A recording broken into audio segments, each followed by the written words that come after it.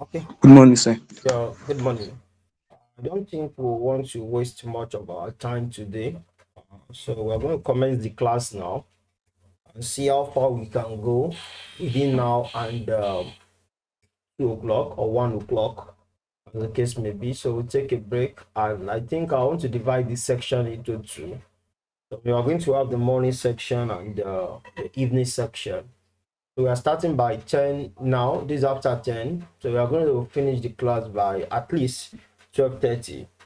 And we'll come back in the evening by 8:30 and finish again by 10:30 because a lot of people are complaining of effectiveness because of the marathon that we said about. So we don't want it to be as long as that again because of their request.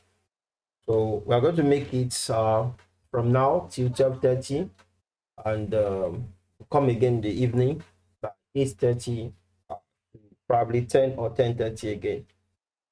So I pray God assist us. So without stating much time, so I would like to share the screen now. Okay. I think some people said they are finding it difficult to join.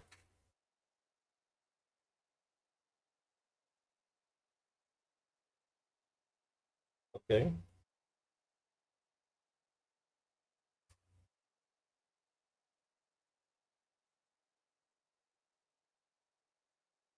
All right. Okay, so I'm going to share my screen now and we'll continue from where we stop. So can you guys see my screen now?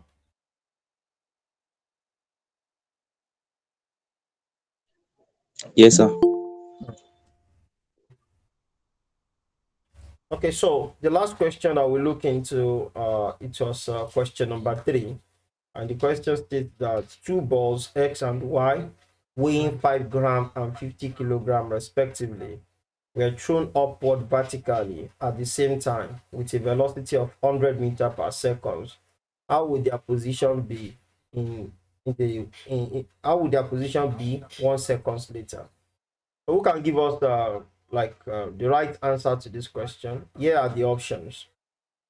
So option A states that X and Y will both be 500 meter from the point of throw. X and Y will be 500 meter from each other. Y will be 5 meter ahead of X. X will be 500 meter ahead of Y. What do you think the right answer will be?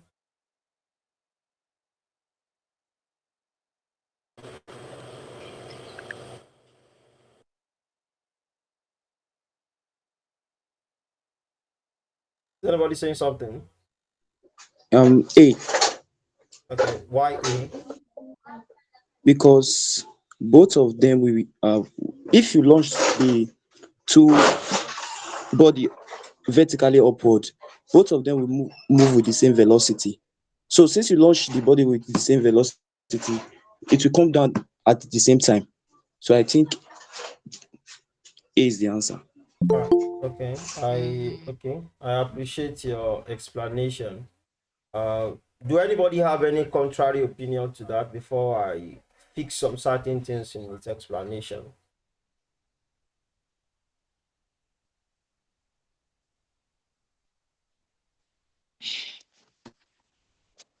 Any contrary opinion, or you want to support what is said?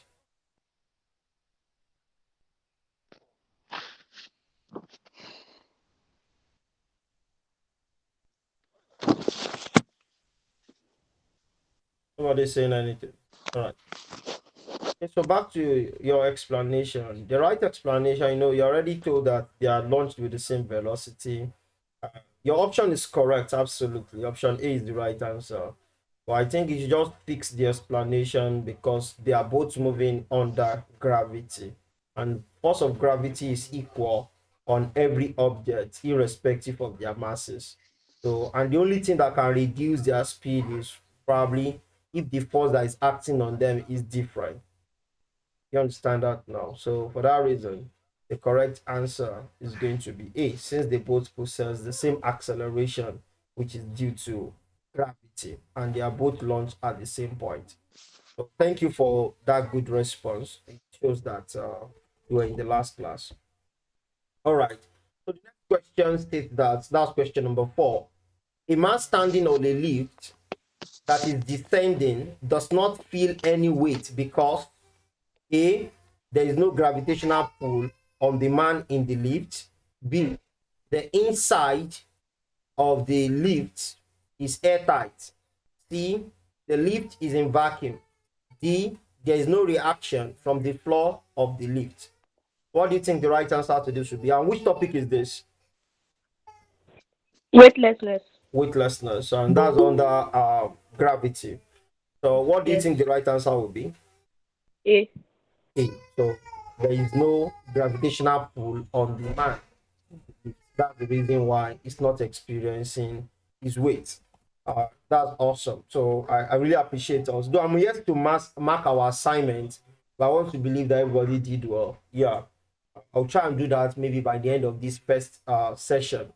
I will all know what we score. But I really appreciate the fact that we are responding well to all of these questions. So question number 5 now. This question says the diagram above shows two vectors at right angles to each other. The value of the resultant vector is so if you look at this question now, is basically under the topic that we refer to as vector and scalar. So I would like to move down to my screen now, and let's see how we can summarize this topic to what everybody can understand. So the question now is, we want to look at the topic vector and scalar. So the very first question is, what is it that examiner wants to know about, that they want to test on this particular topic? That when we handle any question underneath, it's going to be basically testing any of those things. Please mute your mic. When you want to respond to question or ask a question, you can unmute your mic, and once you finish doing that, mute it back. It will not disturb those that want to listen to the recording later. Okay, thank you. So number 1 is that examiner want to know if you understand what we call vector and scalar. So they want to know if you understand what we call vector and scalar. That's number 1. That's the definition. Number 2 is that, can you give examples? Like, do you really know quantities that are vectors and the ones that are scalar? Number 2, do you know how to add and subtract? So what are the conditions to add? What are the conditions to what? To subtract. Can you resolute a given vector? And can you find resultant of a vector? And when they say, can you find resultant of a vector, it can be divided into 3 cases. I want you to note this very well. Knowing these 3 things will help you to calculate for any resultant. Number 1 is when they are perpendicular. Can you calculate their resultant when they are perpendicular? Can you calculate the resultant when they are more than 2? When they are more than 2.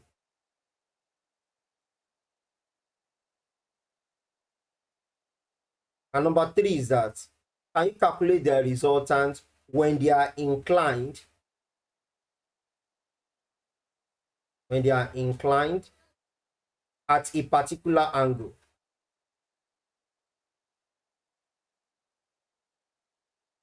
So when I say particular angle, I'm talking about angle that is not 90 degrees. You know, when they are perpendicular, it means they are inclined at angle 90.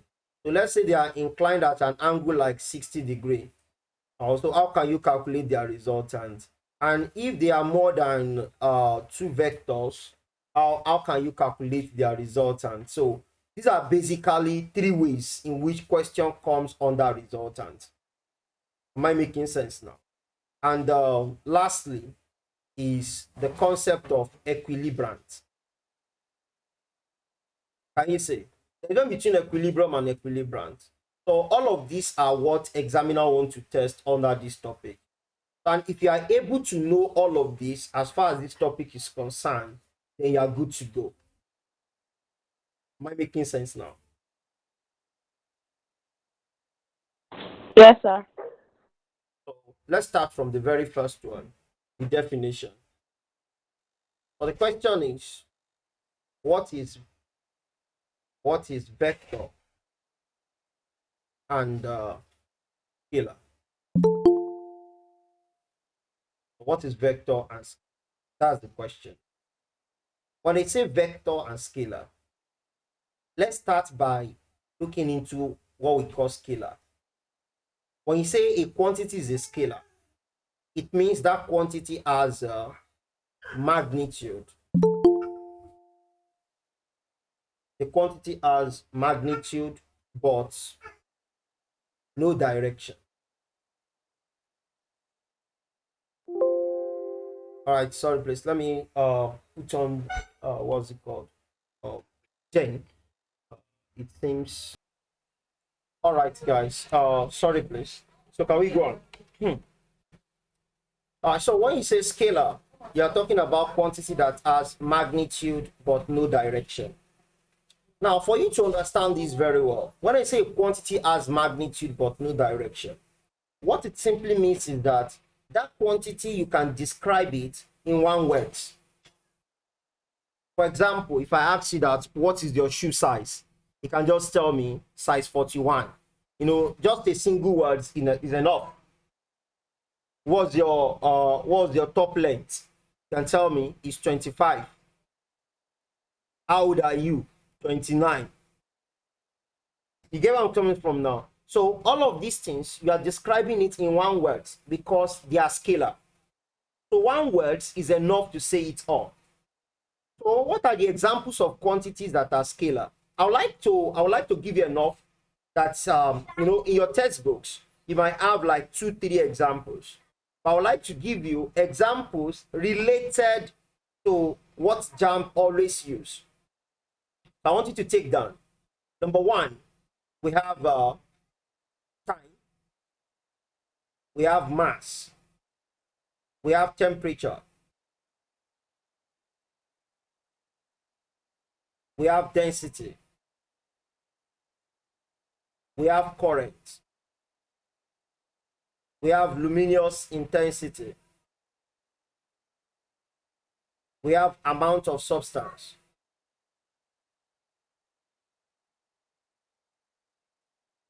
we have capacitance, we have inductance, we have resistance, we have stress, we have pressure, we have mechanical advantage, we have velocity ratio, we have efficiency, we have potential energy,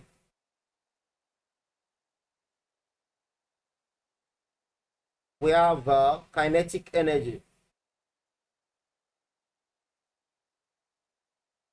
we have work done, we have power, we have electromotive force, we have potential difference,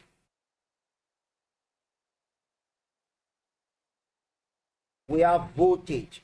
Though potential difference and voltage is the same, but so that for those who are not aware of that before, so that you get to know, we have potential difference, we have voltage. Okay, I think this is fine. Let's add one more. Energy. So when you say energy, I'm talking about all forms. Anything called energy is referred to as a scalar. Electromotive force, potential difference, voltage. Okay, let me put the charge. Charge. You see, all of these are examples of scalar quantity. So you need to just watch out for this in your questions. Because most times they'll give you different ones and tell you that which one is a scalar. So you should be able to identify the one that is a scalar. Note that distance is a scalar. I get it now. Altitude is a scalar. Height is a scalar. Altitude and height means the same thing, but for those who don't know, that's why I'm putting it there. Area is a scalar. Volume is a scalar. Capacity is a scalar, and so on. So I think you have more than 20 examples of a scalar quantity now, if I'm not mistaken. So there's no one that should be strange to you anymore. Okay, so let's go to vector now. For vector quantity, so when you say vector quantity, what exactly we call vector quantity? A quantity is said to be vector when it has magnitude and direction. So when the quantity has magnitude and direction, he said it is what? That kind of a quantity is the vector quantity. Do you understand this now? And what are the examples of a quantity that is vector? We have,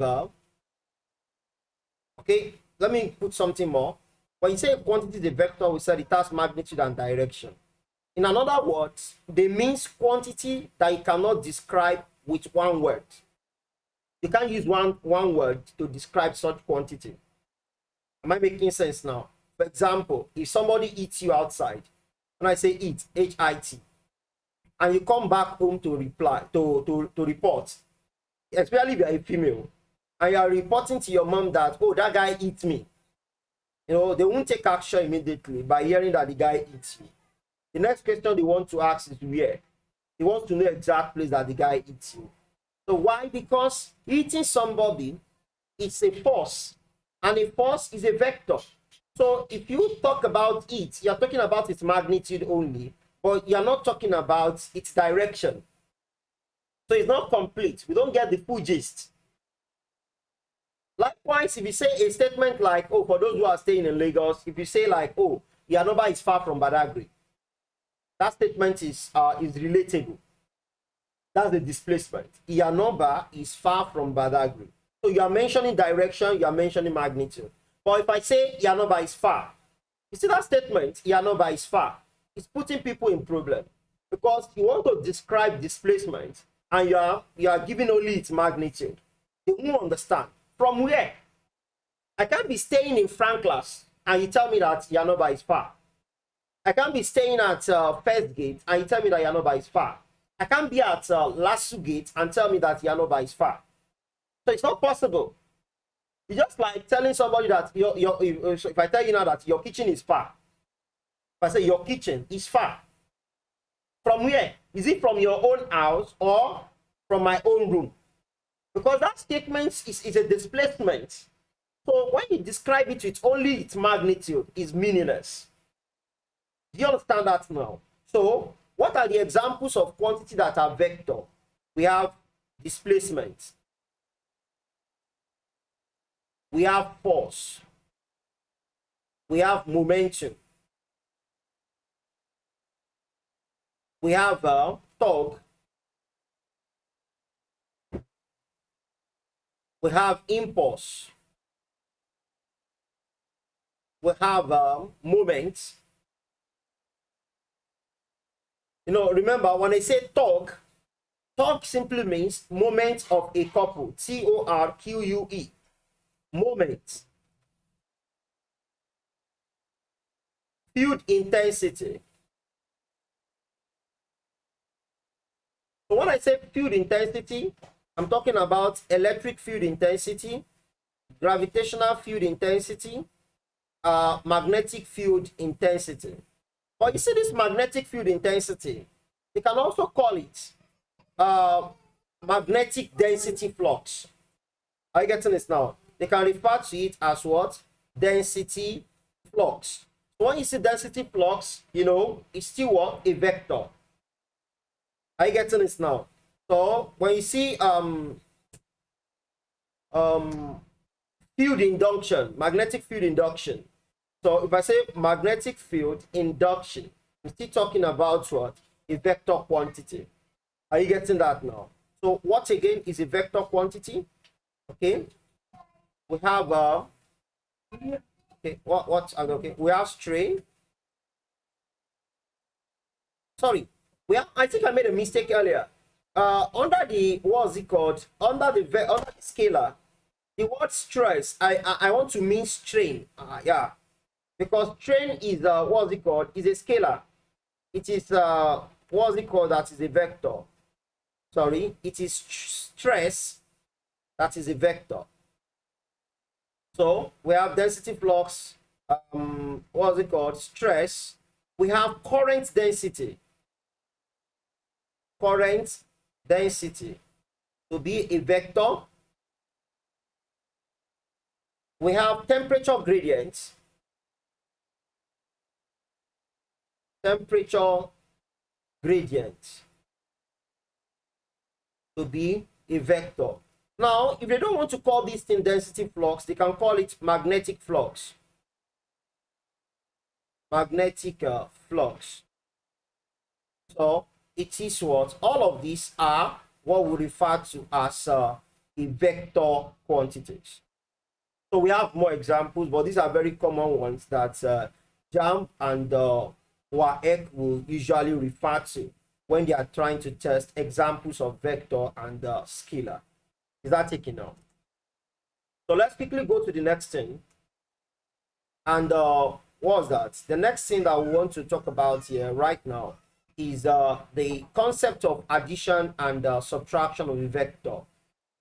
Now, how do we add, or how do we know when to add and when to subtract a vector? I want you guys to understand something here, and I want you to pay attention to it very well. If I have a quantity like this, and the arrow points in this direction, let me call this one A. And I have another quantity like this, and this is what? B. Let me have another quantity like this. Let me call this one C. And I have another one like this. Let me call it D. Okay, so guys, which one is in the same direction as C? Is there anyone that is in the same direction as C? No, none, sir. No one is in the same direction as C. So that means Yes, sir. A, B, and D, they are facing the same direction, isn't it? Yes, sir. All right. So this is very obvious. Very obvious. So what happens when they face the same direction?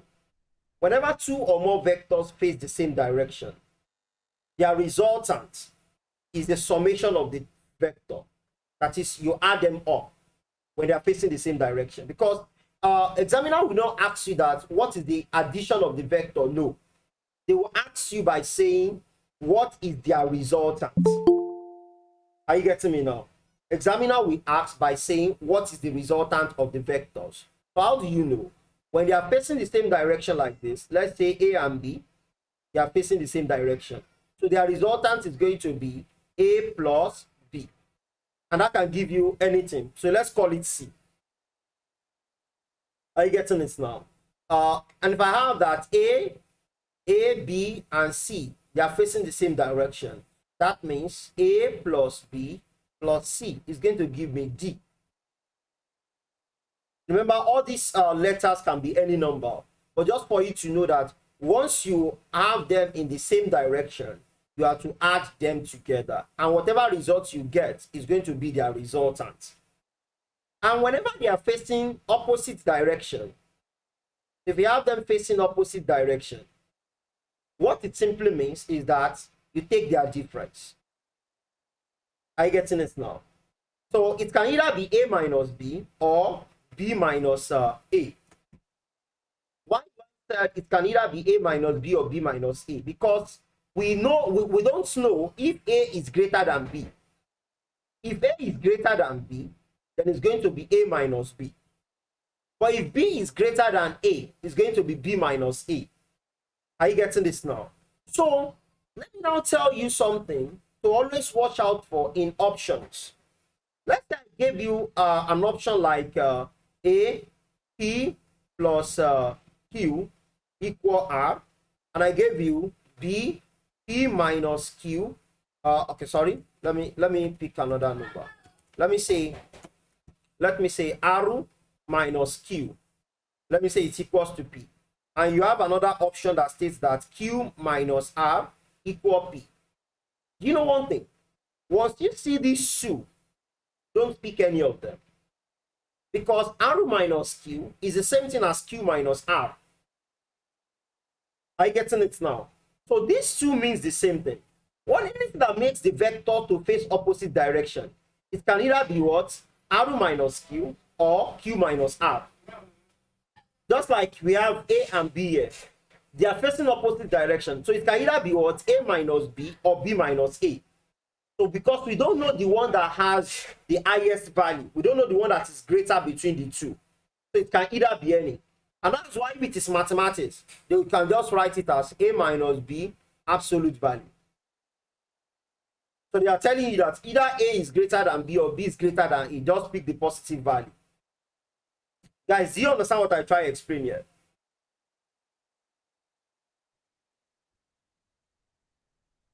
I'm asking question now. Please, let's be responsive. When I'm asking question, respond immediately so that I will know you are with me. Yes, sir.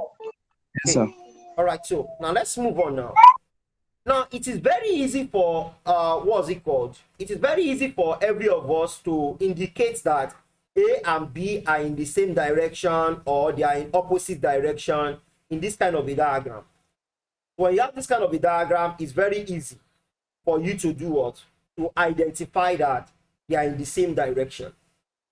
But in a case whereby you are given a geometrical shape like this, let's say you are given a shape like this.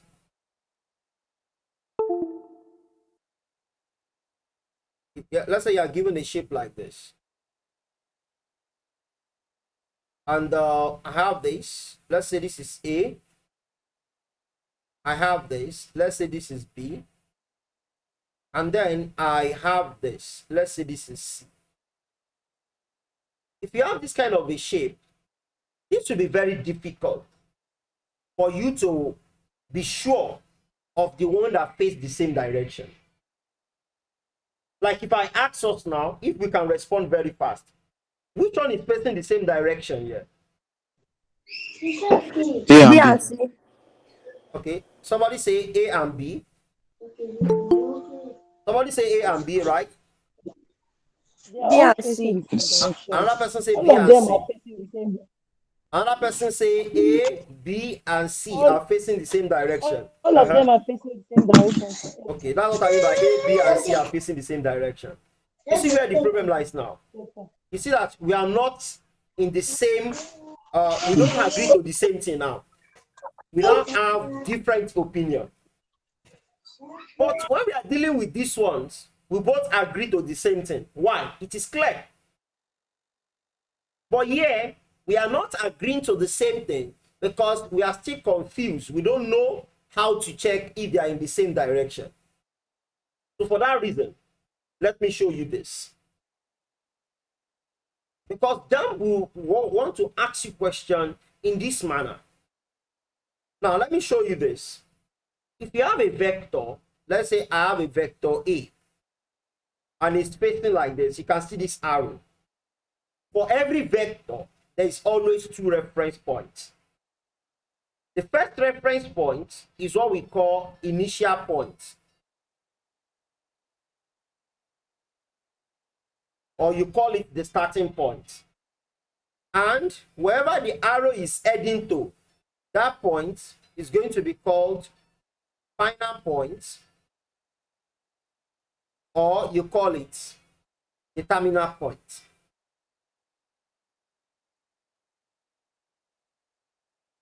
Are you guys getting this now? Now, how will you use these points to determine if vectors are in the same direction? Anytime that you have, okay, sorry, let me give you this. Look at this vector. You know, this is the terminal point of this one now. Now let me give you another vector starting from here. And it's going like this. Let me call this one A. And I'll call this one B. You know, this point here is the initial point of this. Abi, I guess, do you agree with me? Yes, sir. Okay. You can see that this is the terminal point of A, and it happens to be the initial point of B. Okay, with this diagram, are they facing the same direction?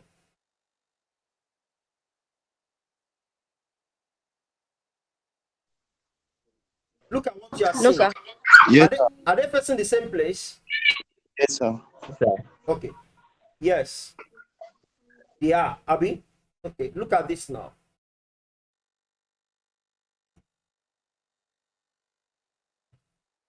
So here is the terminal point.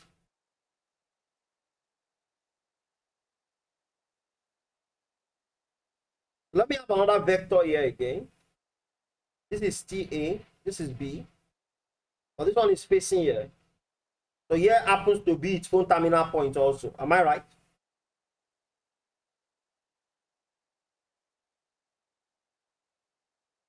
So are they facing the same direction? Opposite No, sir. direction. Okay, so no, they are not facing the same direction. Thank you. Now let's look at this one. This one is pointing here, and this is A. This happens to be terminal point of this.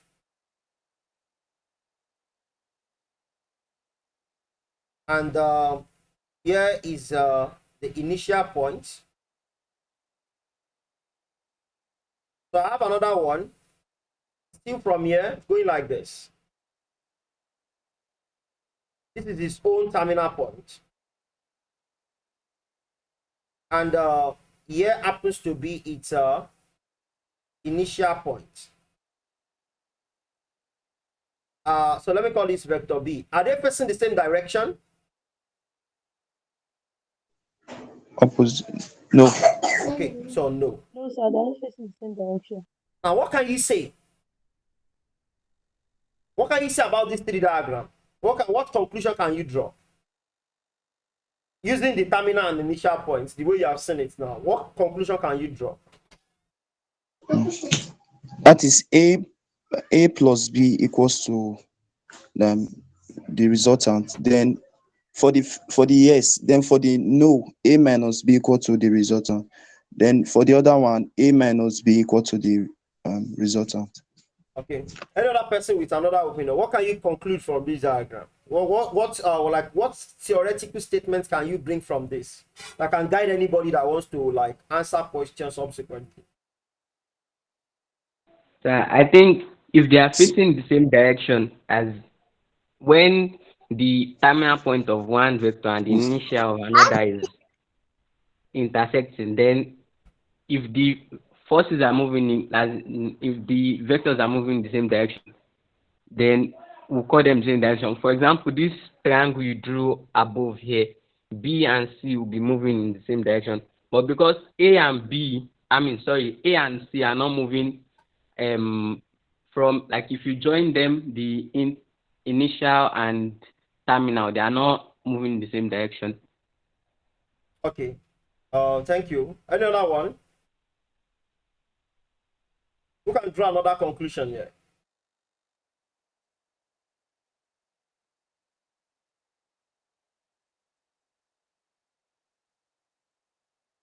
Do we have Sir, anyone? I go with Cosmos.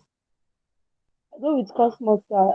The negative sign be Okay, you prefer explaining with the negative sign, right? Okay.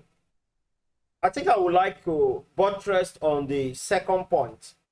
Yeah, that statement will really guide you to answer more questions. You are both correct, but I want it to be a statement that you can always reference for somebody. You get where I'm coming from now? For example, now, like the other person said, he said, when the terminal point of a vector is the same as initial point of another, that means they are facing the same direction. How do you know? So that means they are facing the same direction.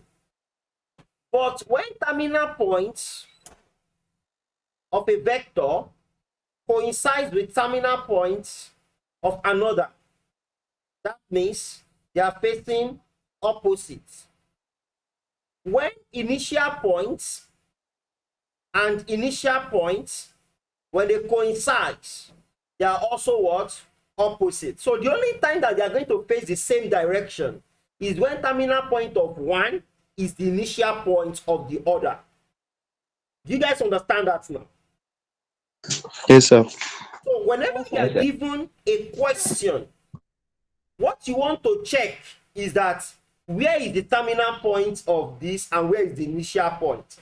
So if terminal point and initial point coincides, that means they are in the same direction. If initial point and initial point coincides, that means they are in opposite direction. If terminal point and terminal point coincides, that means they are in opposite direction. Is that taken now? Yes, sir. Yes, sir. Yes, sir. So let's go back to the diagram now. So which one and which one is in the same direction? I'm referring back to this diagram. A and C is in the same direction. You check what you are saying. B and C, sir. B and what? B and C. So you see that B and C, if you look at its initial point of B, it is this point. Terminal point of C, it is this point. And that means B and C, they are facing the same place. Don't be deceived by the way the diagram looks. Check what you are supposed to check. The fact that the arrow points in the same direction like you have A and C doesn't mean that they are facing the same direction. If you look at C, its own initial point is here. If you look at A, its initial point is also here, the same place. That means initial point and initial point coincide, so they can't be in the same direction. And when you look at B and A, it also looks as if they are facing the same place. But when you look at it, terminal point of A is this point here. And terminal point of B is also here. Terminal point and terminal point coincide, so they can't be in the same direction. Are we getting this now? Yes, sir. Yes, sir. I hope it's clear. Yes, sir. Sure. Okay. So that's about addition and subtraction of a vector. So you know that you have to add when they face the same direction, you have to subtract when they face opposite direction. And they are said to be in the same direction if terminal point of one coincides with the initial point of the other. And they will be in opposite direction if initial point of one coincides with initial point of the other, or when terminal point of one coincides with the terminal point of the other. Is that taken now? Okay, Yes, sir. let me give you this question and see who will help us to answer it.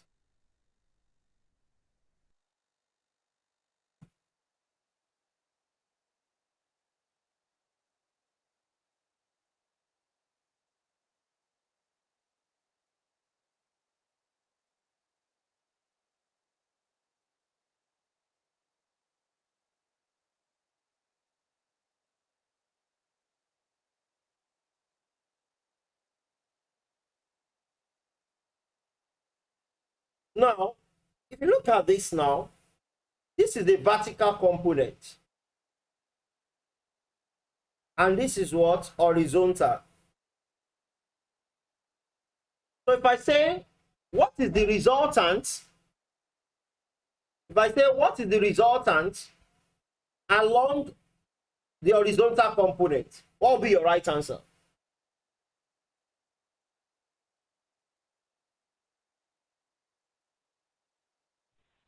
Zero. Along the horizontal, One. right? Okay, along the horizon.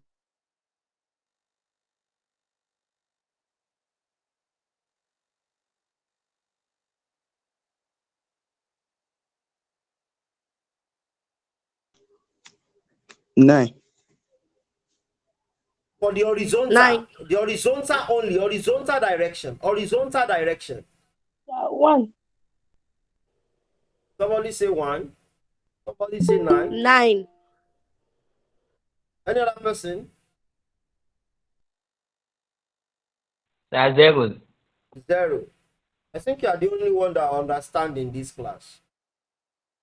How can you say it's 9? How come you get 9? This is vertical and this is horizontal, and you are saying 9. Where did 9 come from? I'm not saying the resultant of the forces. I'm saying resultant along horizontal component. These are the forces along the horizontal, and they are opposite in direction. This one is going like this. This one is going like this. It's just like you have it like this. This is 5 Newton, and you have this. This is another 5 Newton. Are they facing the same direction? No, sir. So if you're looking for the resultant, you have 5 Newton minus 5 Newton, and that will give you 0.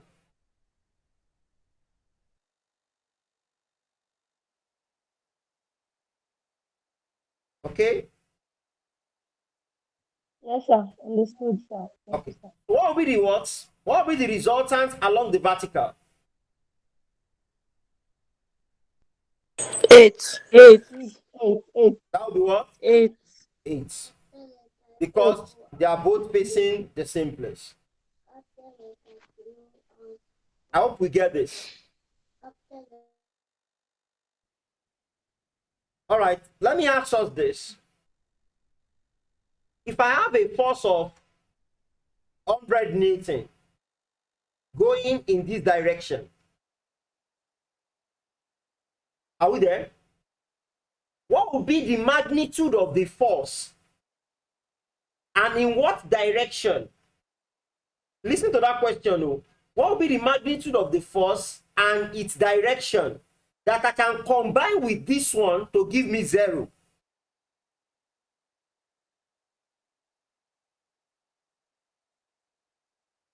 Sorry, please, can you come again? Sorry, sir. I have 100 Newton going upward. That is going in the direction of the north. I'm now asking that what would be the magnitude and direction of another force that I can combine with this one that will give me 0?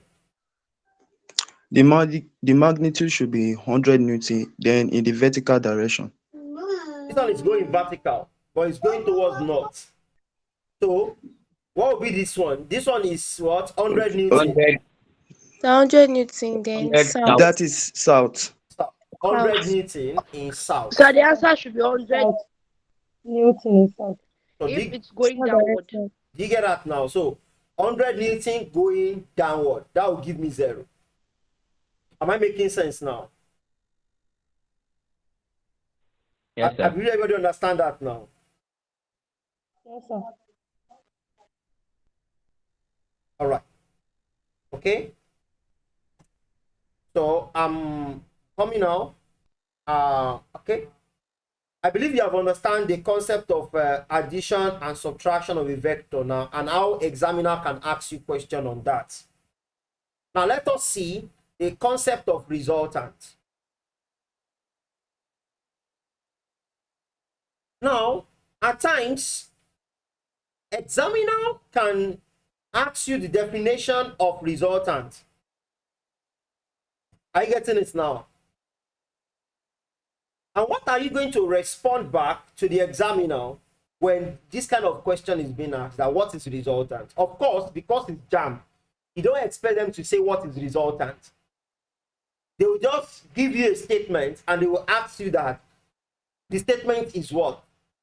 So when they say resultant, what do they mean by resultant? Resultant simply means a single vector.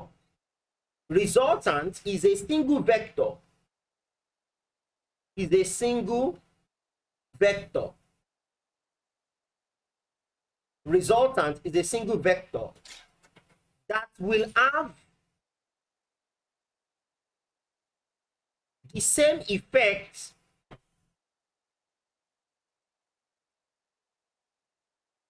as two or more vectors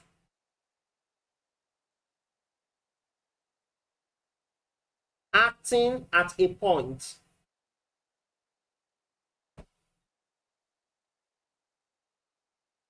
I want you to note this. Resultant is a single vector that will have the same effect as two or more vectors acting at a point. What does this mean? Examiners at times can say resultant is a single force. Are you getting this now? At times they can remove the word single. They can say resultant is a force that will have the same effect as two or more vectors acting at a point. Are you getting it now? So you need to understand this and know the way that examiners would ask you questions under this and how tricky they can be. Are you getting it now? Okay. Yes, sir. Now let me break this down so that it will be relatable. Hold on, please. The bag is inside. Okay. Sorry. So when you say resultant, I want you to get it clear. Let me say you need a radio. You need a torch. You need power bank. Let's say, okay, let's say these are the three devices that you need. You know, you need to buy three things. You need to buy radio, you need to buy torch, you need to buy power bank. But instead of buying these three gadgets, you now buy just a single gadget. You buy what? Just a single gadget that will enable you to do what? To play radio. It will enable you to on touch. It will enable you to use power bank. You see, that kind of a single gadget is going to be resultant to these three because it can perform their function. Having that one device is like you have what? The three devices. So when you have that one device, it's like you have a radio. It's like you have a torch. It's like you have a power bank. That's what they call resultant. Do you guys understand that now? Yes, sir. Yes, sir. So Yes, sir. when they now say calculate for resultant, for JAMB to ask you to calculate for resultant, it can be in three ways. And the first is that when they are perpendicular, remember, when something is perpendicular, it means the angle between them is 90. How do you determine resultant when the vectors are perpendicular? So you can see that these two vectors, they are at this point here. So draw a straight line from this point that they both act together and call this straight line a vector. That is the resultant, rather. So if I close this place like this, I have this place to be equal to this place. So here will also be A. And I have this place to equal to this place. So here will also be B. So if here is angle theta, it means here would also be what? Angle theta. Because we have that alternate angles are equal. So you see that you can find the resultant using Pythagoras theorem. Abi? Because this is a right angle triangle. So anytime they are perpendicular, to find their resultant is going to be r squared equal a squared plus b squared. You have the resultant is equal to the square root of a squared plus b squared. Now, this will give you the magnitude of the resultant. So examiner at times can request for only the magnitude. If they request for only the magnitude, then you stop here. But in most cases, they request for both the magnitude and the direction. So if that is their request, then you are going to have that, you find the value of theta. So you have A, you have B. So just say the tangent of theta is opposite. That will be B all over what? A. And theta is going to be arctan of B over A. Do you understand this now? Now, let's now take for instance that your theta is 53 degrees. And you want to find what it's going to be. So if you have your theta to be 53 degrees, just draw your cardinal points. This is north, south, east, and west. So reading from north to east, you have 53 to be somewhere here, because from north to east is 90 degrees. So 53 degrees will be somewhere here. Then it means your distance is going to be north 53 degrees what? East. So that is how to calculate if it is perpendicular. Now, this examiner can now be tricky in different ways. In some cases, they can come directly and say, what is the resultant? In some cases, they can tell you that a 5 Newton vector is combined with another vector F2 to yield a resultant of 13 Newton. What is the value or what's the magnitude of that force? You know, there you are told that 5 Newton, so let me put it better. You are told that two vectors are perpendicular to each other. Are you getting this now? If one of the vector is 5 Newton and the resultant of the two vector is 13 Newton, find the other vector. So how do you get that vector? You come back to this. You just make your resultant 13 squared equal what? 5 squared plus the one you are looking for. Then you make the one you are looking for the subject of the formula. So doing that, you'll be able to calculate for the unknown. Are you guys getting me now? No, sir. Yes, sir. Okay. Somebody say no. No, sir. Somebody say no.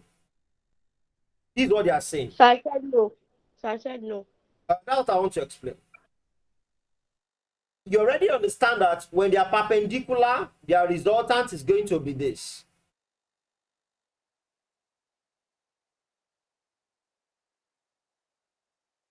Isn't it? So I now told you that the resultant is 13 Newton and A is 5 Newton. And I ask you to find B. So they can come like that to ask you. So if they ask you such, just say 13 Newton squared is equal to 5 Newton squared plus B squared. Are you getting this now? So this will give you 169 Newton squared equal 25 Newton squared plus B squared. So that will now be 169 minus 25 equal B squared. And this will give us 144, Abi, equal B squared. So B is going to be square root of 144. And you have that B is what? 12 Newton. So when you have this, what does that mean? It means the other vectors that they combine with 5 to give 13 Newton is going to be what? 12 Newton. And you just select 12. Do you understand this now? Yes, sir. Yes, sir. Okay. Yes, sir. So let's go to what they call resolution of the vector. Resolution of a vector. When they say resolution of a vector, what does it mean? What it means is that you want to break a given vector into components. Breaking a vector into its components is what we refer to as resolution. Let me give you an instance. Let's say I have a vector R and it makes an angle theta with the horizontal.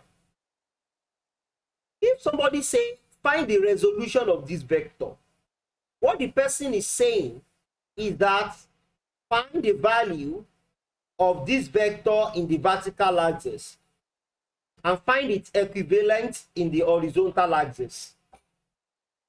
So bring this to vertical and horizontal. And how do you do that? To get the vertical, you say what? Sine of theta is opposite all over hypotenuse. When you cross multiply, you have that the vertical is the vector, sine of its angle. And if it is that of horizontal that you want to get, that will become cos of theta equal r sub x all over r. When you cross multiply, you have this to be for horizontal. Do you get this now? So that's how to resolute a vector. But what if this value is not to the horizontal? What if it is with the vertical? That is, instead of having this theta here, instead of you having the theta here, you now have the theta here. So if you have the theta here, instead of having it here, what will be the value of this? How do you resolute?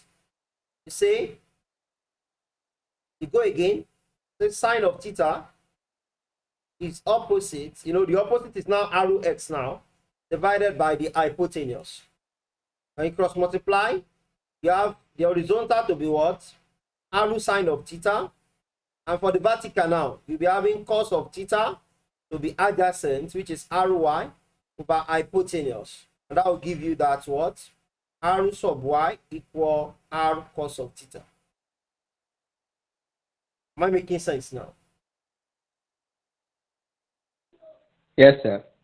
So that's how to resolute a vector. Okay? So let's proceed. So the other way that the examiner can ask you question under what we refer to as resultant is what? Is when they give you more than one vector. Let's say you have 4 vectors, for example.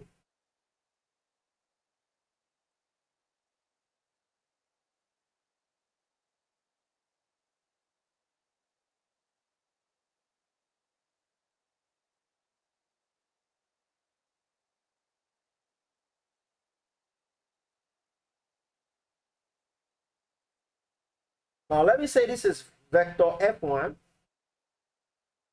F2, F3, and F4. You have something like this. So let me just put the arrow anyhow.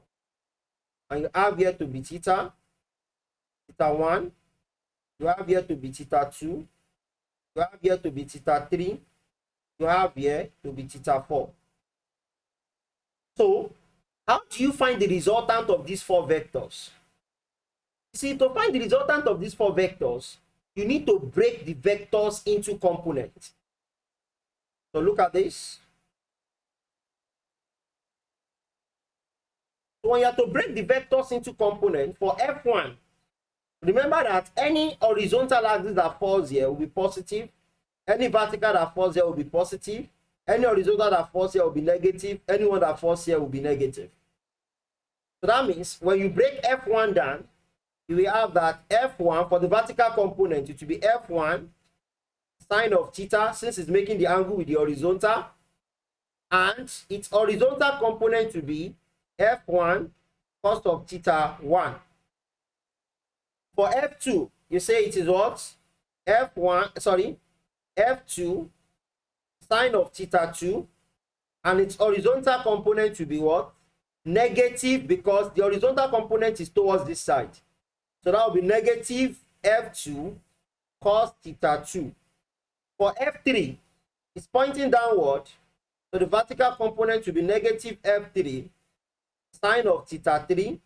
And its horizontal component will be negative F3 cos theta 3. And for F4, the vertical will be negative F4 sine theta 4. And the horizontal will be what? F4 cos theta 4. So you have been able to resolute each vector. So what do? You add all the vertical components together. That is summation of f sub y. And you will add all the horizontal components together as well. That will be summation of fx. So if that should be the case now, for you to find the resultant of the four vectors, what are you going to do? But before I go there, I want to show you where JAMB wants to come for you in terms of making the question tricky. JAMB can say, find the resultant along the horizontal component. You see, the resultant along the horizontal component is not the same thing as the resultant of the 4 vectors. Are we together? And they can also say, find the resultant along the vertical component. The resultant along the vertical component is not the same thing as the resultant of the 4 vectors. And they can say, find the resultant of the 4 vectors. So to successfully answer any of these 3 questions, I want you to pay attention now. So look at what I have on the screen. If the examiner say, find the resultant of the 4 forces along the vertical component, this is your answer. That is the addition of all these vertical components. That is the resultant of the vertical component. And if they said find the resultant of the 4 vectors along the horizontal component, add all these horizontal components together, the result you have is the resultant along the horizontal component. But if the examiner say find the resultant of the 4 vectors, they are not telling you that along the horizontal component or along the vertical. They only say find the resultant of the 4 vectors. So what are you going to do? What you need to do is that you draw, excuse me please. Can you guys still see my screen? Yes, sir. Yes, sir. Okay. Okay. So if you can see my screen, I have for me to find the resultant of the 4 vectors, I'm going to have a perpendicular line like this. So after drawing the perpendicular line, I will have the vertical component to be summation of f of y, and the horizontal components to be what? Summation of f of x. Are you getting this now? So with this, I can find my resultant because I've reduced the whole of the 4 vectors into 2 perpendicular vectors. And here will just be r, and here will remain my theta. So I can say r squared is equal to summation of f of x squared plus summation of fy squared. And that will give me that r is the square root of summation of fx squared plus summation of fy squared. So whatever result I get here is the resultant for the 4 vectors. Do you guys understand this explanation? Excuse me, sir. Why is the theta above and not below the r? And the reason why the theta is not below is because you start reading angle from the north or from the south. So if I'm to read from the south, I either read towards the southwest or the southeast. The same thing goes to the north. If I'm reading from the north, I either read towards what? The northeast or the northwest. So if I'm reading from south, it means I need to start from the bottom here, upward. Like if I'm reading towards the southeast, are you getting this now? But since this line is within the north and what? And the east, then it's supposed to be, it's supposed to start from what? From north, not you starting from below. Do you understand my explanation? Sir. Yes, sir. Yeah. Okay, so that's about that. So let me give you a very cool example of how JAMB can be tricky in this area. JAMB can give you something like this.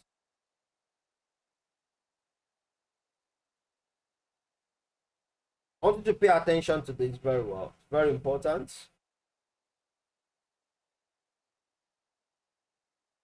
And you might give this place 2 Newton, 4 Newton, and 16 Newton. And you have this force here. Let's say this angle is 30 degrees. And this angle is also what? 30 degrees. Now look at the tricky thing. The tricky thing here is that they'll say find the resultant along the x-axis. You see, they are not asking you to find the resultant of the 4 vectors. So they are saying what? Find the resultant along the horizontal axis. So who can do this for us?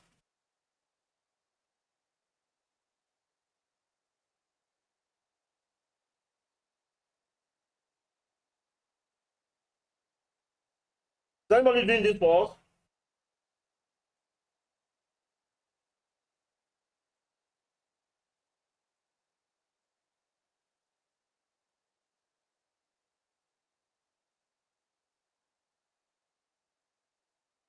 Check your workings.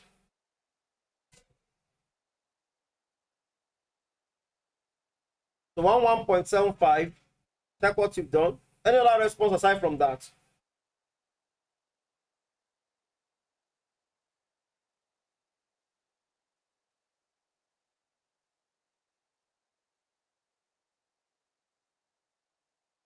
Anyone?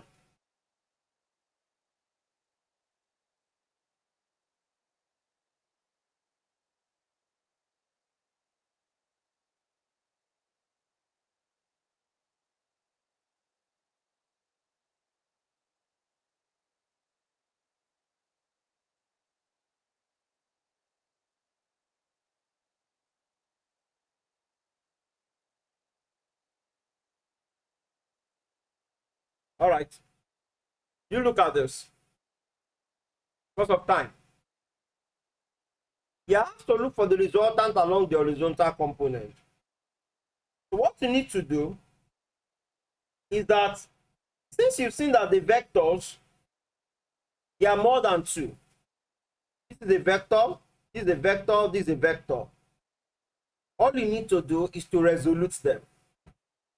So we have that the resultant along the x-axis is going to be, for the first vector, we have 2 Newton, right?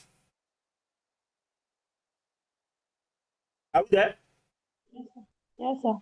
Yes, sir. So this 2 Newton is already on the horizontal. It's not making any angle. It's directly an horizontal force. So write it down. 2 plus, resolute this one is making an angle of 30 degrees with the horizontal, Abi. And the horizontal component of a force, when it's making an angle to the horizontal, is going to be what? The force cos of the angle. Abi? So that means this one will be 4 Newton cos 30 plus, this is 60 Newton, right? And it's making an angle of 60 degrees to the horizontal. Please don't make the mistake of saying it's 30 degrees, because this 30 degrees did not get to the horizontal. From here, from this point here to this place, it's going to be 30 plus 30. That means 16 Newton cos of what? 60. So we have this 16 cos 60. So we have resolute the whole of the force. So we had everything together. We have that 2 plus 4 cos 30. Cos 30 is going to give us, that will be 4 multiplied by root 3 over 2 plus 16 times cos, what is it called? Cos 60 is 1 over 2, right? So you have r sub x, that is the resultant along the horizontal components, to be 2 plus 2 here 1, 2 here is 2. So you have 2 root 3 plus 2 here 1, 2 here is 8 plus 8. So 2 times root 3 will give you what? So we have 2 plus 2 times root 3 should give you, please somebody should check. 2 times root 3, what do you have? 3.46. 3.46 plus 8. So you have that everything here is going to be 13.46 Newton. And that's the resultant along the horizontal component. Does anybody understand that now?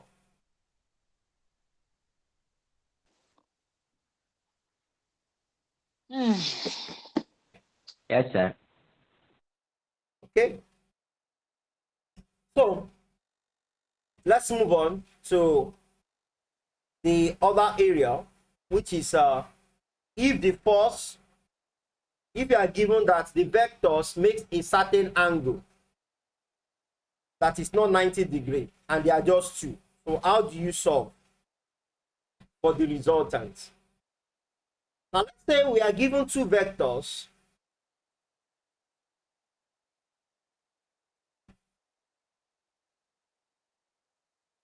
Let's say this is vector A and this is vector B, and they makes an angle theta with this horizontal, and you're looking for their resultant.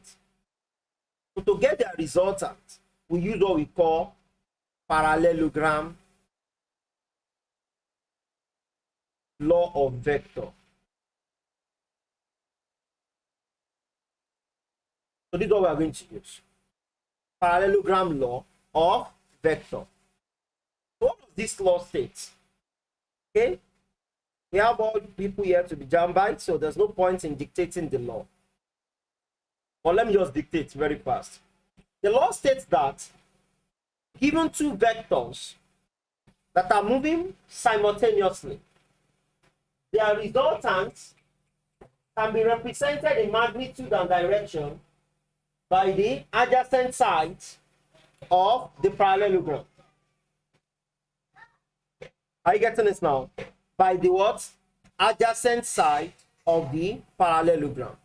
And their resultants can be represented in magnitude and direction by the diagonal line of the parallelogram. Are we together? So that means if I have this kind of a thing, I will make this shape to become a parallelogram.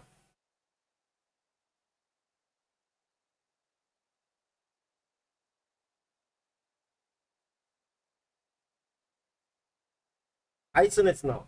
Let me call this A, B, C, and D. So if here is A, the opposite sides of a parallelogram are equal. So here will also be A. If here is B, here would also be B. So the resultant of A and B will now be the diagonal. I see it now. So it's going to be the diagonal of this. So this is going to be the resultant, R. So we want to know the angle that is here. Because right now we have B, we have A, and we are looking for R. So there's no rule that we want to use if we don't know the value of this C. How do we get the value of the C? We get the value of the C by extending this line a bit. So if I extend this line, if I extend it a bit like this, and we have this angle here to correspond to this angle here. That is, this angle is going to correspond to angle D. That means here would also be theta. So if here is theta, this place that we are looking for is adjacent to this theta. And the sum of 2 adjacent angles is 180. Therefore, this place is going to be 180 minus theta. So if that should be the case, I can now find this using cosine rule by saying that r squared is equal to a squared plus b squared minus 2ab cos of 180 minus theta. Do you guys understand this now? Okay. Now, Yes, sir. now mathematically, if you look at cos 180 minus theta, you see that it's in second quadrant, and cos in second quadrant is negative. So by definition, cos of 180 minus theta, cos of 180 minus theta is going to be negative cos of theta. So if this should be the case, I will write this as r squared equal a squared plus b squared minus 2ab cos, sorry, before I write the cos, let me put it in brackets, negative cos theta. So if negative 2a should multiply negative cos theta, that negative will become positive. You now have that r squared equal a squared plus b squared plus 2ab cos theta. Therefore, r is the square root of a squared plus b squared plus 2ab cos of theta. You get this now? So that will be the resultant. So, what another thing that they can ask here is the direction. How do you get the direction? So to get the direction, let's complete this diagram like this. Let me bring this diagram down. Like this. So here is angle 90. So if I call this point, point E. So if you look at the diagram DEB, you see that DEB is what? It's a right angle triangle. Abi? So I will say consider right angle triangle DEB, where angle D, where angle DBE is what? Beta. So it means this angle here is beta. For me to get the value of beta, I will say tangent of beta is equal to opposite BE all over adjacent, which is DE. And when you look at DE, you see that DE is equal to DC plus CE. Abi? But we don't know the value of CE. We can get the value of CE by resoluting what? By resoluting A. If you resolute A, you will have here to be what? A sine of theta. And you have here to be A cos of theta. For that reason, I will have that the tangent of beta is equal to A sine theta divided by B plus A cos theta.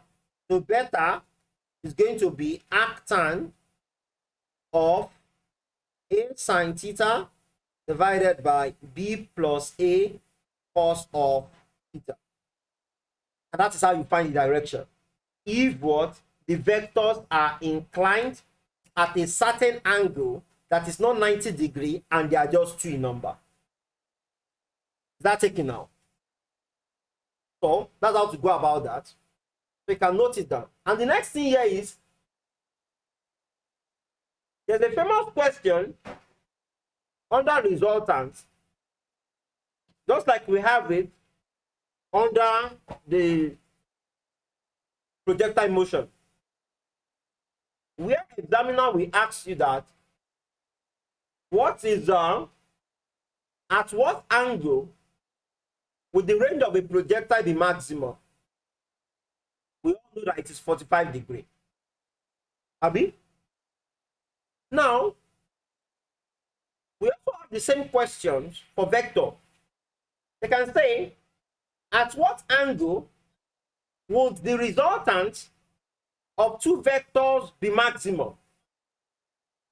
The resultant of two vectors is said to be maximum when the angle between them is 0 degree. So if you have the angle between two vectors to be 0 degree, then their resultant is said to be maximum. So that's that about the resultant. So the last part of the notes of the summary is what we call equilibrant.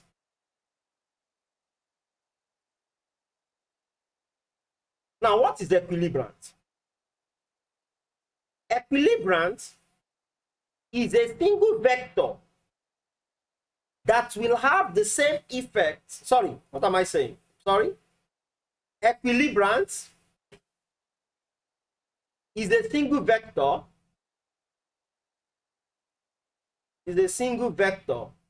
That will balance the system of three or more, let me put it like that, that will balance the system of three or more vectors. So if you look at resultants, you see that it's different. Can you guys hear me clearly? Hello, can you guys hear me?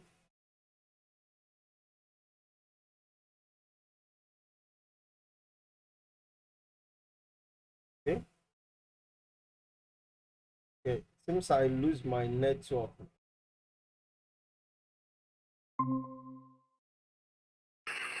Okay, sorry. My network went off before. I'm trying to reshare my screen now. Okay. All right. So we say equilibrant, that's where I am. Equilibrant is a single vector that will balance the system of two or more vectors acting at a point. Three or more vectors, rather. So, what am I saying is that resultant, if you look at it, so can you guys hear me now? We said equilibrant is a single vector that will balance the system of three or more vectors acting at a point. Acting at a point. So what am I saying in essence is that when you say resultant of a vector, you are talking about two vectors. But when you say equilibrant of a vector, you are talking about three vectors. Why three vectors? It is three vectors because two vectors cannot make a closed system. Do you understand that now? Because two vectors cannot what? Make a closed system. Please. Do everybody understand what I've explained so far?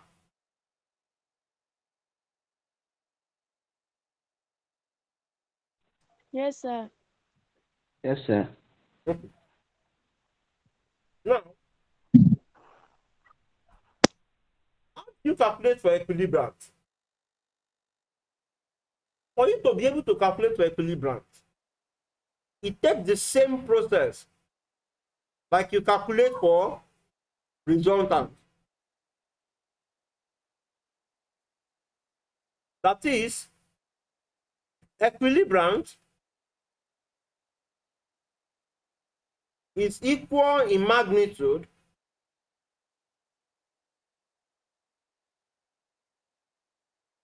as resultant, and opposite in direction. You guys get this now? When you say equilibrant, it has the same magnitude as resultant, but it is opposite in direction. Let me give you an instance.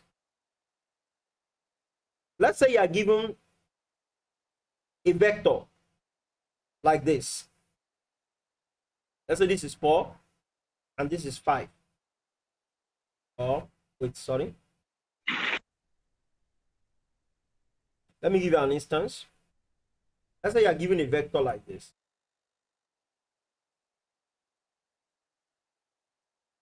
So this is 3 Newton and this is 4 Newton. And you are asked to find the equilibrant. Find the equilibrant. So how do you find the equilibrant? How do you do what? Find the equilibrant.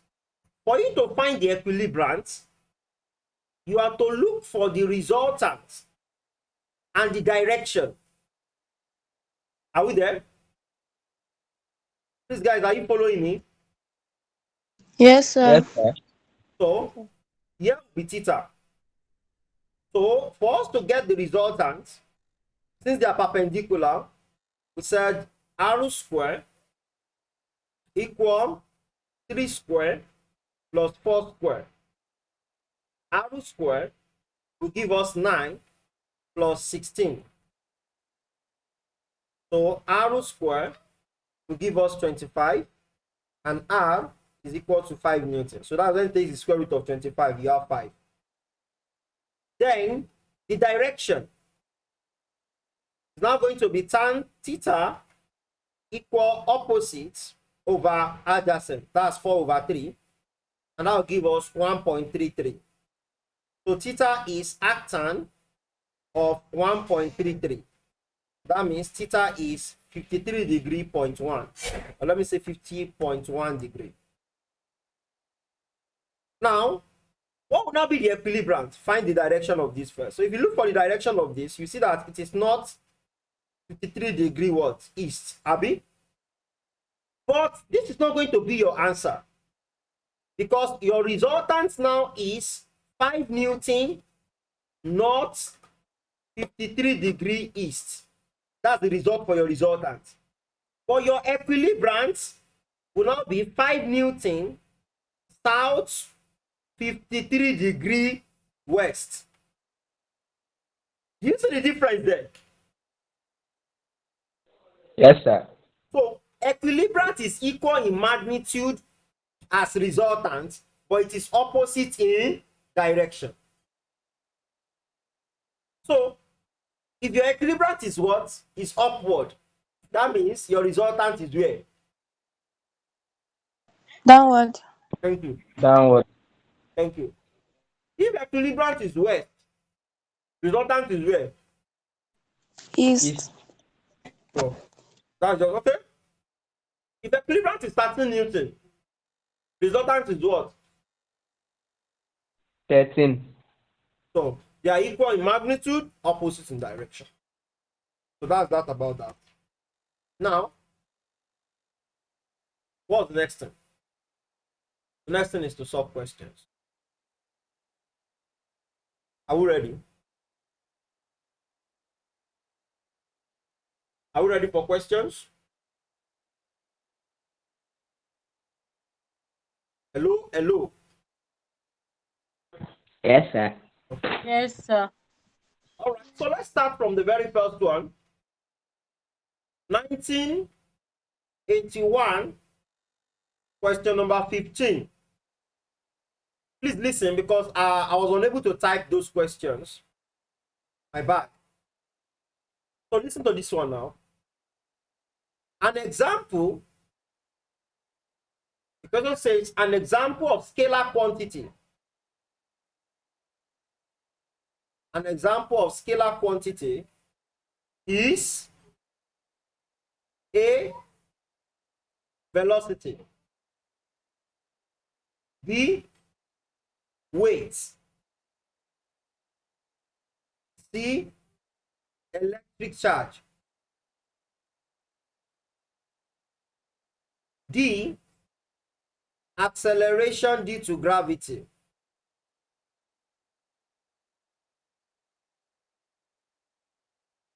and E, momentum. So which one is the scalar? Electric charge. Electric charge. Electric charge. That's correct. So let's look at 1989, question number 1. 1989, question number 1. The question states that which of the following, please just take note of the question. Which of the following is a set of vectors? Which of the following is a set of vectors? A, force, mass, and moment. B, acceleration, velocity, and moment. C, mass, weight, and density. D, mass, volume, and density. So which one is a what? A set of vectors. B, sir. Sir, please. Acceleration, velocity, Sir, and B. moment. Acceleration. Acceleration, velocity, and moment. Okay. So let's look at another one. Another one. Which of the following is a vector quantity? Which of the following is a vector quantity? Time, mass, current, and D, current density. Current density. So current density is a vector. Thank you. Okay. You have somebody want to join? Okay. So back to Sir, please, I have a question. Sorry for cutting you short. listen. I read something. It says all intensities are vectors. Is it true? All intensity are vectors. Yes, I mentioned it earlier. All field intensity, they are what? They are vector because it's force per unit something. They are all depending on force. For you to know the strength of any field, it has to do with the amount of force that is experienced by a particular stuff. For example, if I say electric field strength depends on the force exerted on a charge. Are you getting it now? Gravitational field strength depends on the force exerted on a mass. So they are all depending on force. That's why they are vector. Do you understand that now? Yes, thank you. Yeah. Okay? Okay, let me have this. Which of the following are scalar quantity?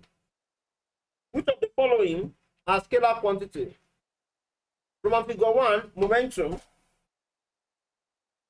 Roman figure 2, energy. Roman figure 3, mechanical advantage.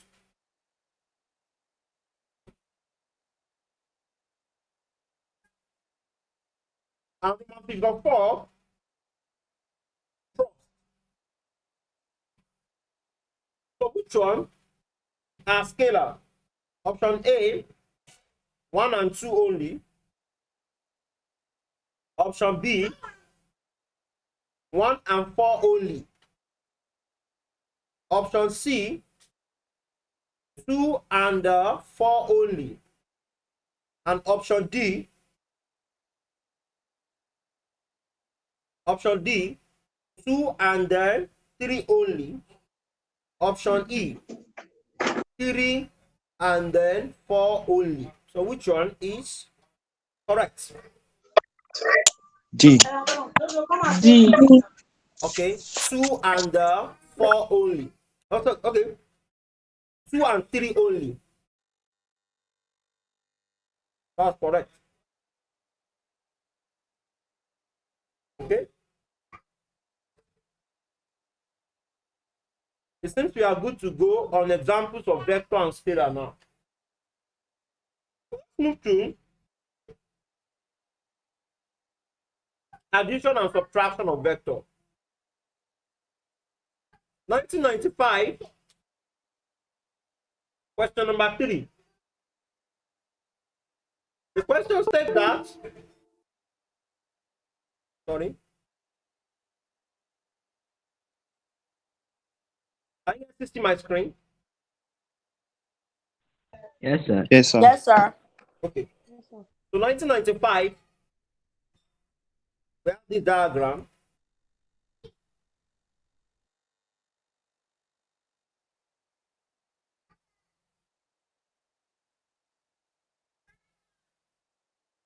And this is R. This is Q. This is P. So the question states that in the diagram, P, Q, and R are vectors. Which of the following options gives the correct relationship between the vectors. A, P is equal to Q plus R. B, P is equal to Q minus R. C, P is equal to R minus Q. D, P plus Q plus R equals 0. I'll take the question again. In the diagram, P, Q, and R are vectors. Which of the following options gives the correct relationship between them?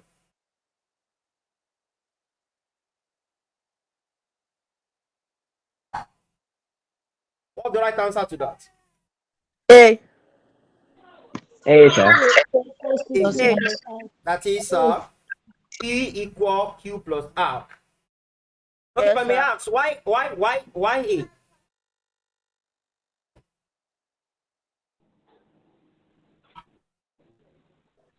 Because Q and R are facing the same direction. Due to And if we are to Pythagoras say theorem. P is equals to Q minus R, it's the same thing with P is equals to R minus Q. All right, that's a brilliant analysis. So because R and Q are facing the same direction, so that's why A is the right answer. And moreover, these two options, they are the same thing. And this option here will have been correct if we are told that this body is at equilibrium. If you are told that this body is at equilibrium, if you add the whole of the forces together, then you must have 0. So that's awesome and brilliant analysis to your answer. That's one thing about you answering JAMB question. You have to be confident and sure of what you are picking, so that you not become a doubting Thomas inside the all. Okay. Still under addition and subtraction of vector. 2000. That is year 2000.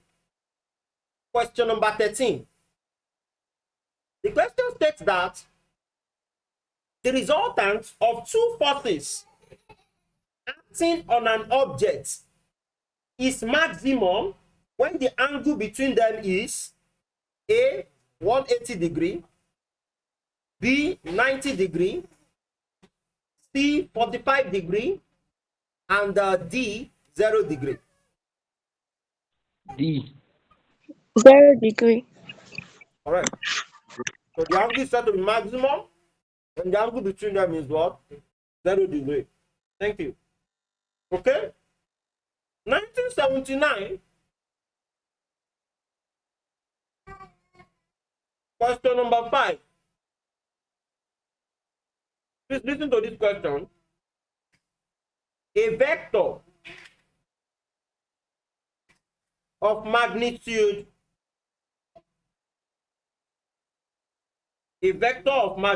5 units in the north direction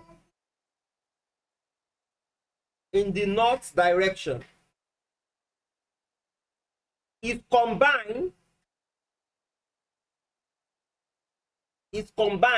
with another vector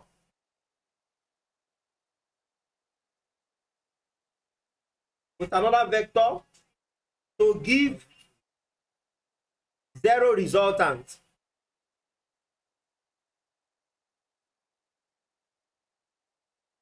The other vector is a 5 units in the north direction. 5 units in the north direction. B, 5 units in the south direction. C, 5 units in the east direction. And D, 5 units in the west direction. And option E, minus 5 units in the south direction. What would be the right answer?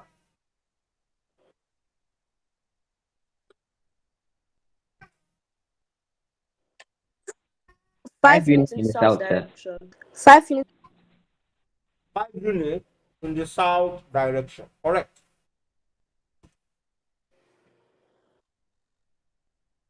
Okay. In the south So, direction. okay, thank you. So let's move to resultants now. This is going to be the last part of it. 2011, question number 5. And I think that's the question that brought us to this place, right?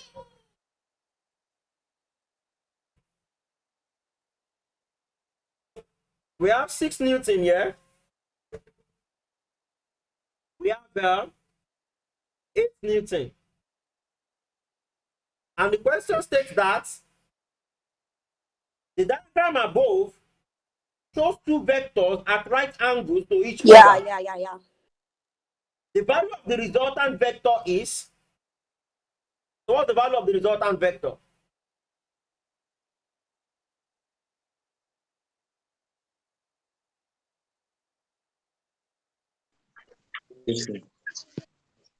Okay, sorry.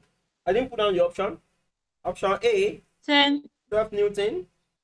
Option B, 13 Newton. Option C, 14 Newton. Option D, 10 Newton. So what's the answer? Option D, sir. Option D, 10 Newton. So that's correct. Okay, so let's see another one. Let's see another one that can pull your leg now. Okay, take that. 1994, question number 3. The question says that a boat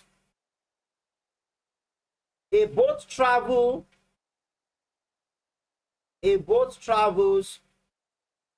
due east at a speed of 40 meters per second across a river flowing due south at 30 meters per second. Full stop. What is the resultant speed? What is the resultant speed of the boat? What is the resultant speed of the boat? A, 1.3 meters per second. B, 10.0 meters per second. C, 50 meters per second. D, 70 meters per second. What will be our answer? Sir, C. C, that's 50 meters per second. Does everybody agree with that? C. Correct. So let's move on. I think there are more tricky questions here. Okay.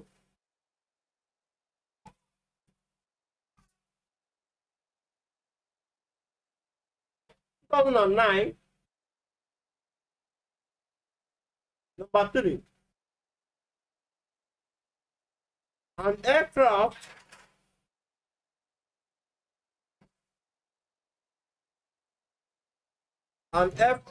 attempts to fly due north at 100 kilometers per hour. To stop. If the wind blows against it from the west, from east to west, at 60 kilometers per hour. Stop. Its resultant velocity is a 117 kilometers per hour north 31 degree east. B 127 kilometers per hour north 31 degree east. C 117 kilometers per hour 31 degree west. And D 127 kilometers per hour north 31 degree west.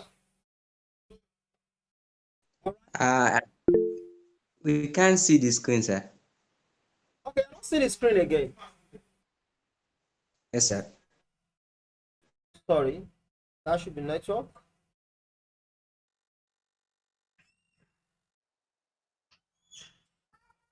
All right, so can you see the screen now? Yes, sir. Okay, so we can start now. That's the question. An aircraft attempts to fly due north at 100 kilometers per hour. If the wind blows against it from east to west at 60 kilometers per hour, its resultant velocity is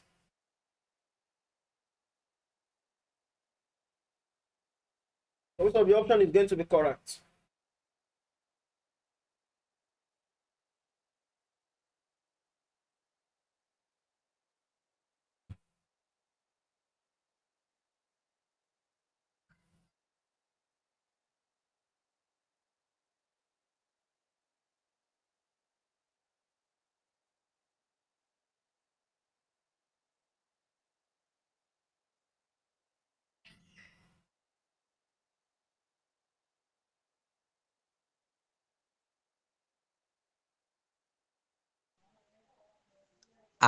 C, sir. Okay, 117 kilometers per hour in northwest direction. okay. Any other response aside from that?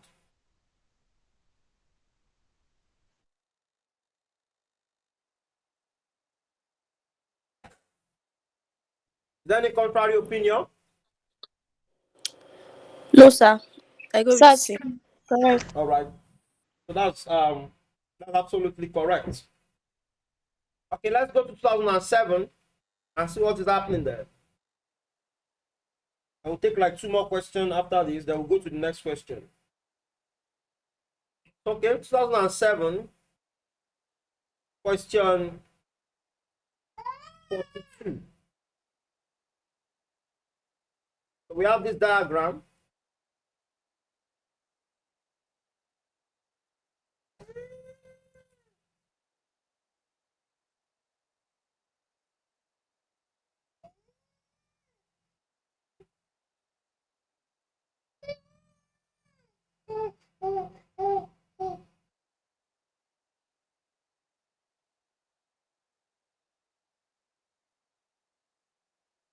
Okay, so this is 3 Newton. This is 10 Newton.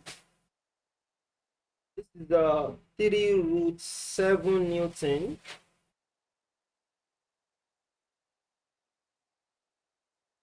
And this is 6 Newton. The angle here is 60 degree.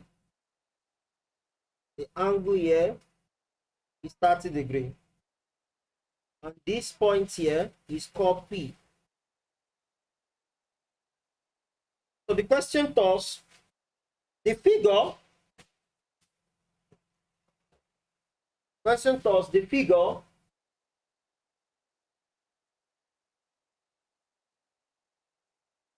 the figure, the figure above shows 4 forces 3 Newton, 10 Newton, 3 roots, sorry, this is 3 roots 3, not 3 roots 7.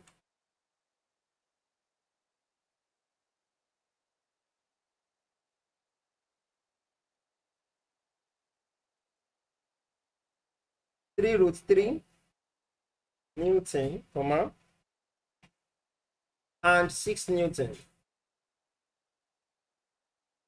Acting on a particle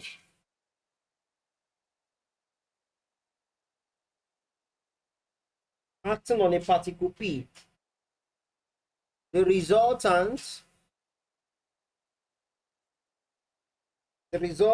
of the four forces,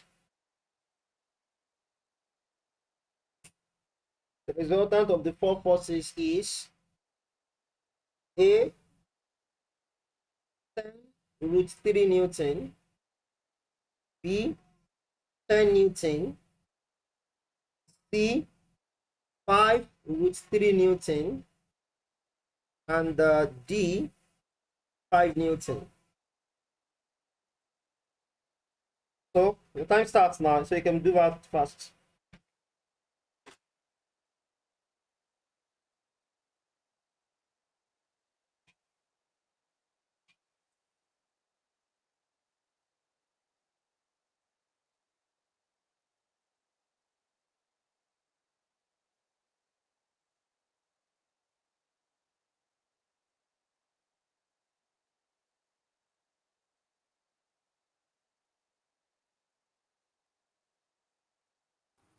Sir, 10 Newton. 10 Newton. Is that what I heard? Yes, sir. Okay. Any other person with a contrary opinion? I would advise to check your workings very well. Kindly check very well.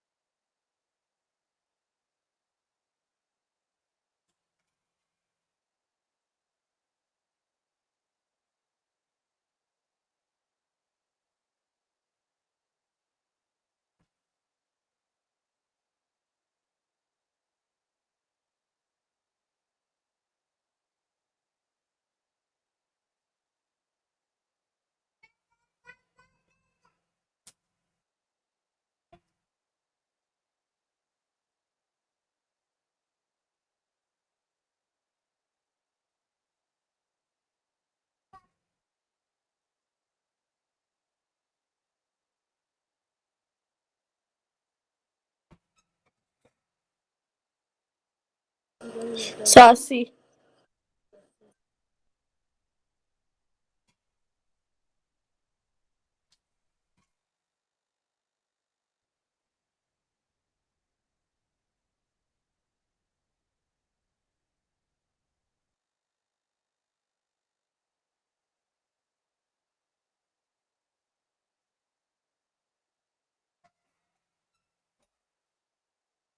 Hold on, answer, please. C. C. That's 5 root 3.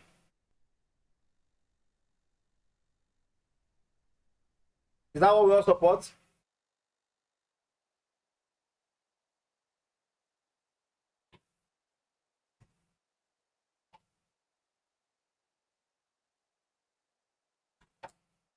I'm asking now, is that what we all support?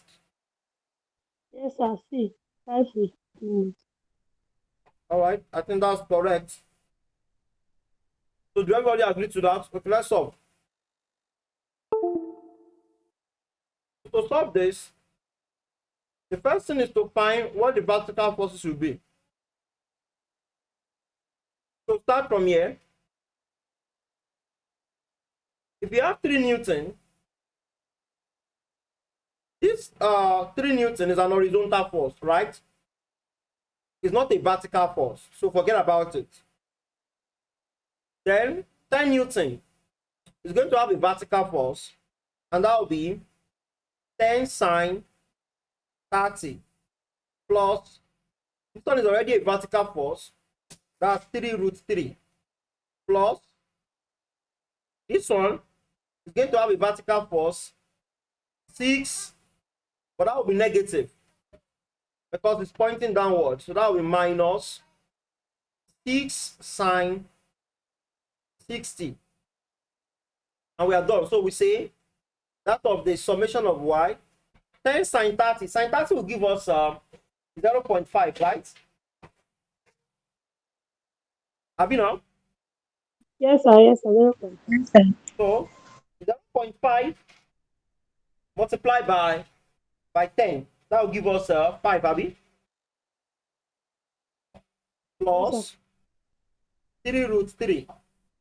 And this will be minus 6 multiplied by root 3 over 2, Abby.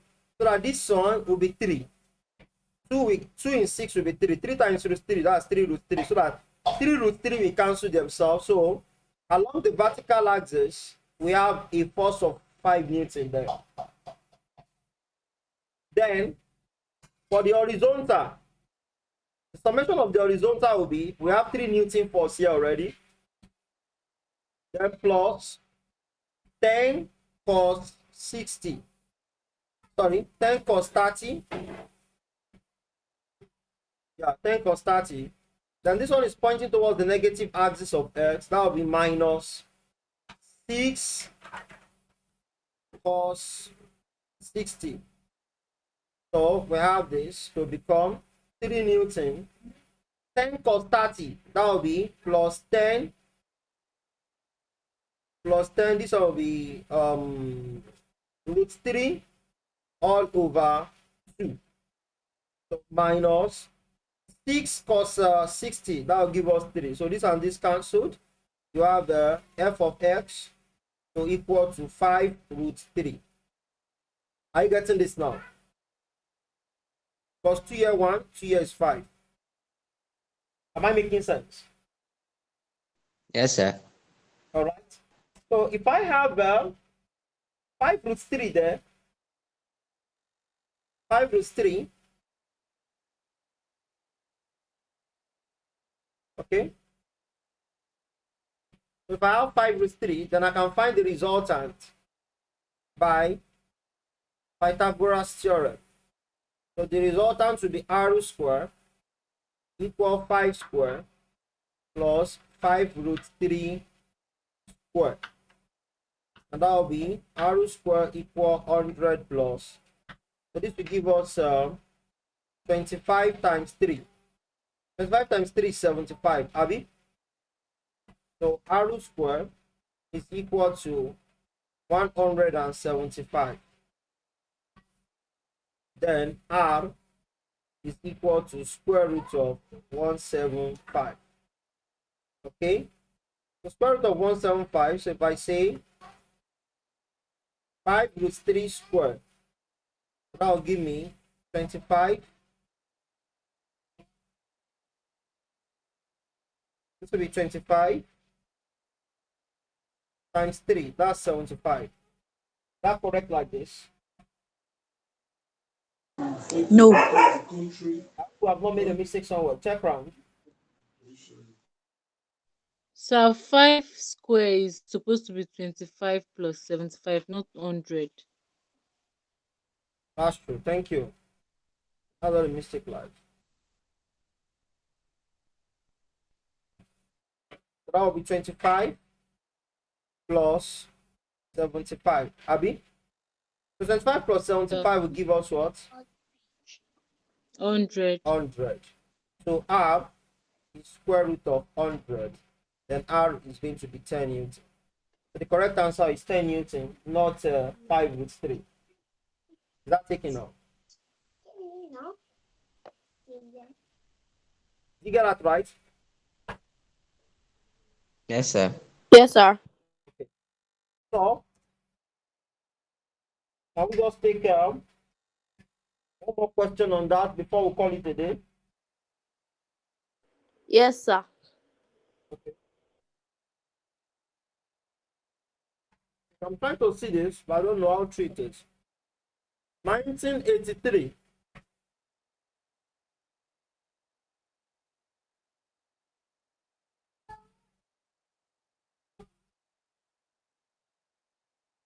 Question 7. We have this.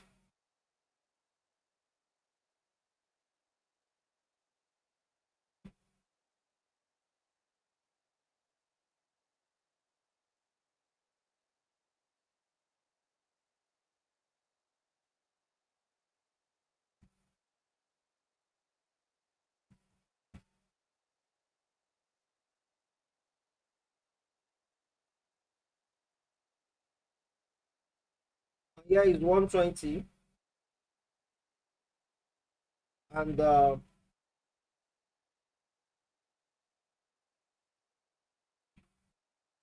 this to be a broken line like this. And this is 60 Newton. This is point A, point O, and point B. So this is 80 Newton. So the question says, find the resultant along OB in the diagram. So can somebody solve for us?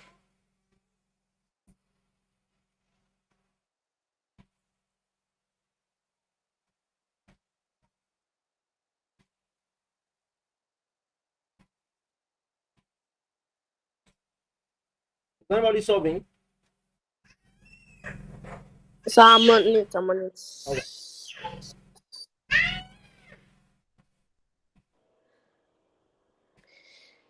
So the A side is 60 and the B side is 80, abi? Yes.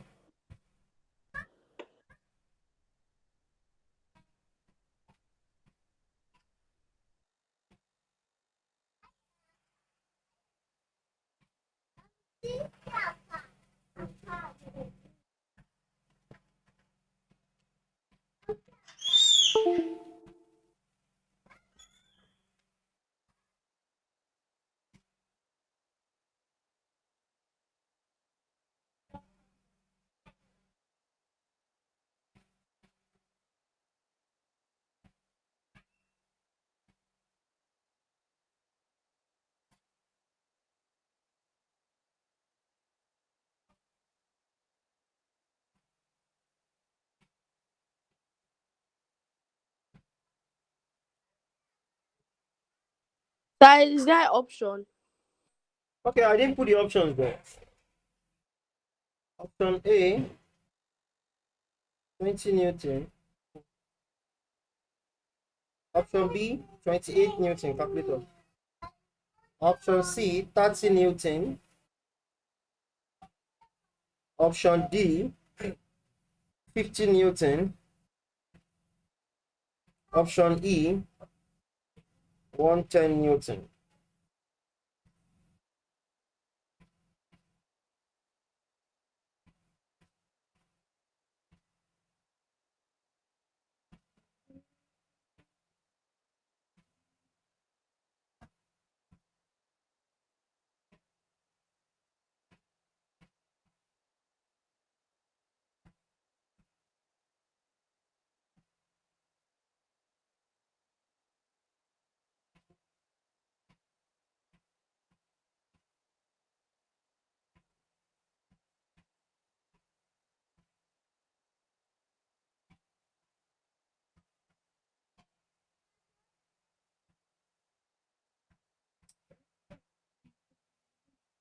We are waiting. Oh,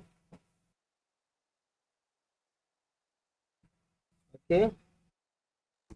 So let me lead you to something. Look at this.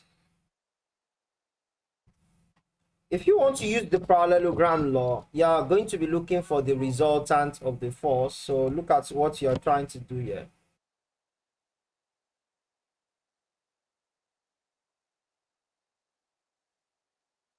This is 120. That means you're going to have another force here. and you have this. Well, this one is 60 Newton. This one would also be 60 Newton. Here is 80 Newton, and here would be 80 Newton as well. So if I draw this line now as a parallelogram,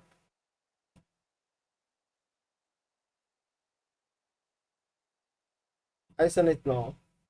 I'll have something like this. Or let me just make the parallelogram perfect. Remember, what we are looking for is the resultant along OB, not the entire resultant. So that's another thing you need to pay attention to.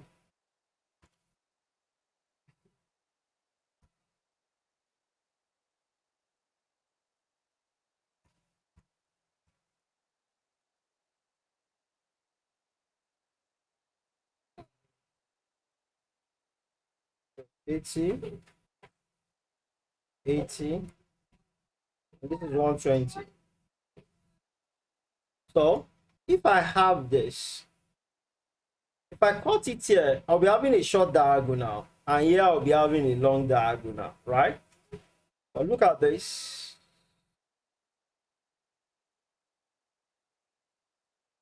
This angle here, I don't know, but I know here is what, 60 Newton. But this one is going to be what, 60 as well. Abi? Yes, sir. Yes. So if this place is 60, and here is what, 60 also. So this place is going to be 60. Yeah, 60 sine 60 Newton sine 60. That will give us what, 60 Newton sine 60. That will give us root 3 over 2, right? Sine 60 is root 3 over 2. That will be 30 root 3. And this one should be 30. Okay. So if here is 80, how can we get the value of this place? That's the question now. If this place is 80, you can say this one is going like this, and this one is going like this. So that will be 80 minus 30. That will give us 50 Newton, right? Do you understand that now? No, sir. Okay. Can you see the diagram? This 80, Yes. this 80 Newton is going in this direction. In the direction 80 Newton is like this. And the direction of 30 Newton is like this. Abby? Yes, sir. You understand how we get this 30 Newton, right? That is 60 Yes, cos 60 cos 60. That will give us 30. So since they are facing opposite direction, the resultant along this horizontal component is going to be 80 minus 30, and that will give us 50. That will be the resultant along the horizontal component. Now, I've been able to lead you along the way to show that the resultant is, or along the horizontal component is 50 Newton. But if you now get that the resultant along the horizontal component is 50 Newton, what's the resultant within here and here? So to take you along, you just work on getting the diagonal. I listen this now. So if you get this this diagonal, which is the resultant, are we there? So that will be, Yes, sir. that will be around 60 square plus 80 square plus okay, that will be minus 2 into 60, and then 80, then cos of 60. So it's going to be negative this time around. So do this and tell me what you have as your resultant, then you can use that to get your horizontal force.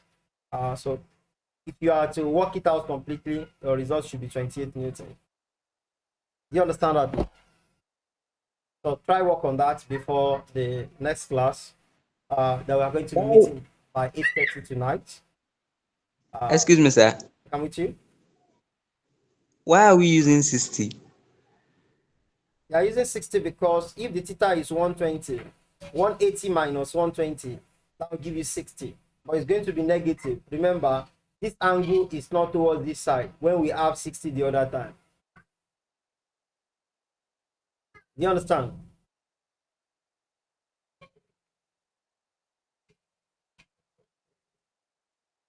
Hello, do you hear me? Yes, sir. Yes, sir. Yeah, that's it. Thank you, sir. Okay. So see you guys in the night. I'll try and snap some questions under this topic to you guys on the group so you practice it and respond. But I try to mark the other one before the next class, like God wish. I pray I'm time to do that. Thank you for making it to today's class.